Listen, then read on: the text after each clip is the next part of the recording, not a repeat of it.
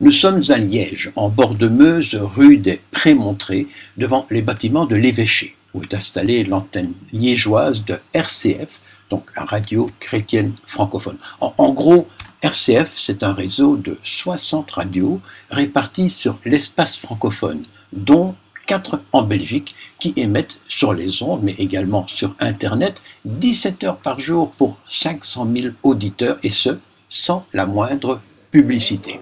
Alors, créé en 82 par l'archevêque de Lyon, RCF emploie à ce jour 300 permanents, 15 en Belgique, et 3000 bénévoles, 180 dans le pays. Nous sommes ici aujourd'hui avec Eric Cooper de RCF, Radio Chrétienne Francophone.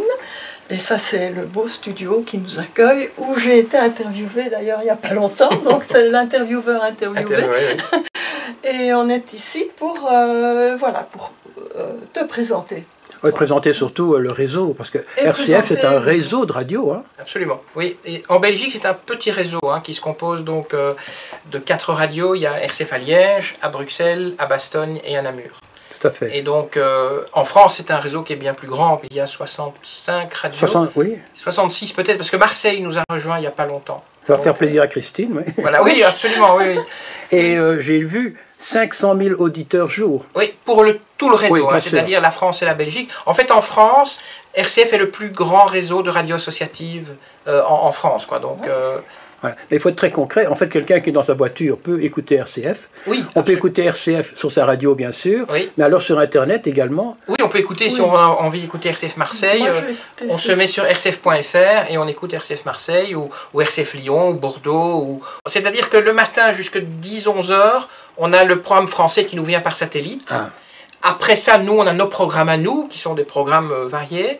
Et puis le soir, je pense à partir de 20h, alors on se remet sur le satellite aussi. Ça date de 1982 ? C'était créé en France en 82. Oui, donc la première RCF date ça s'appelait pas vraiment comme ça à l'époque. Ça portait le nom d'un endroit à Lyon. Et c'est vrai que ça a vu le siège social est toujours à Lyon. Oui. Et donc après ça a essaimé un petit peu dans toute la France, sauf à Paris où là ce sont les programmes de Radio Notre-Dame. Est-ce que vous dépendez de l'archevêque de Malines ? Non, on dépend de l'évêché. Enfin, on ne dépend pas. On travaille en collaboration avec l'évêché, ce qui nous permet d'avoir toute la structure de l'évêché qui collabore ici ensemble. Dans le bâtiment au rez-de-chaussée, c'est le service de presse de l'évêché qui est situé. Ceci, c'est donc une radio catholique. Et est-ce que les gens ont conscience ? Les gens ont conscience. En fait, c'est une radio pour les chercheurs de sens. Quand on utilise le terme catholique, la vérité est que nous avons des protestants dans la radio, on a des orthodoxes, on a les syriaques qui sont présents, donc, etc. Donc, c'est une radio chrétienne qui est dirigée par des catholiques, mais qui est très ouverte aux autres dénominations chrétiennes. Donc, on a des émissions, le pasteur Tonon est régulièrement là. Il y a toutes ces choses. On a les Libanais qui sont venus il n'y a pas longtemps. Donc, c'est géré par des catholiques, mais c'est œcuménique. Donc, il y a cette vague œcuménique. Et les gens sont très conscients, je pense que c'est ce qu'ils recherchent, parce que comme ils cherchent un sens, ils veulent une radio qui est positive, qui est chaleureuse, ils savent très bien quand ils tombent chez nous où ils tombent. Quoi. Mais je me pose une question. Je me suis dit, j'ai regardé vos programmes d'émission, et j'ai vu d'abord que vous repreniez le journal international de Radio Vatican, et puis vous avez des émissions comme B comme Bible, ou bien Chrétien en question. Là, on est vraiment dans le catholicisme. Certains peuvent penser que vous êtes en train d'encadrer les gens, de les manipuler. Non, je me fais l'avocat du diable. Oui, je comprends. Mais je termine. Hein. Donc on pourrait se poser cette question-là. Mais je me suis dit, mais supposons une seule seconde que se crée en Belgique, avec un réseau semblable, une radio musulmane. Eh bien, moi, je trouve que ce serait une bonne chose. Parce que... ça ferait un tollé, je crois, incroyable. Oui, ça ferait un tollé, oui, c'est sûr. Mais je pense que c'est important d'avoir dans le paysage radiophonique un choix pour tout le monde. Donc les personnes qui sont chrétiennes, qui veulent être informées, parce que ce ne sont pas des émissions de propagande, on informe un peu les gens sur la Bible, on les informe sur la foi, sur la vie du diocèse. Et c'est important, c'est ce que les gens viennent rechercher chez nous. Une radio musulmane serait la bienvenue, parce que je pense que les gens, ils ont une foi musulmane aussi, pour peu que ça ne tombe pas dans des travers, que les gens aillent dans des extrêmes. C'est ce qu'on nous dit ici aussi, les extrêmes. D'ailleurs, Philippe Cochino, qui est notre directeur, l'a dit, on ne veut pas d'extrémistes ici. Je dirais que côté ouverture culturelle, on est peut-être beaucoup plus ouvert que d'autres radios qui se disent culturelles. Mais c'est moi qui le dis, je le vis. Si on parle de la RTB, tout le monde sait qu'elle a une couleur très forte, et personne ne s'en offusque. Hein. Non, mais même ici, on reçoit des chanteurs, on reçoit des gens qui sont des auteurs de livres, et le calcul est vite fait, hein. Il y a 70% de vos émissions qui ne sont pas des émissions spirituelles. Voilà, exactement. C'est musical, oui. C'est de l'information. Il faut savoir qu'ici, par rapport à d'autres radios, toutes les personnes qui, comme moi, font du journalisme, ont une formation de journaliste, ont un diplôme de journaliste aussi. Mais c'est quand même une énorme organisation, ceci. Oui, absolument. C'est vrai que notre ancien directeur, donc le chanoine Bernard Gilles, disait que il pense qu'RCF Liège, c'est la plus grosse des petites radios.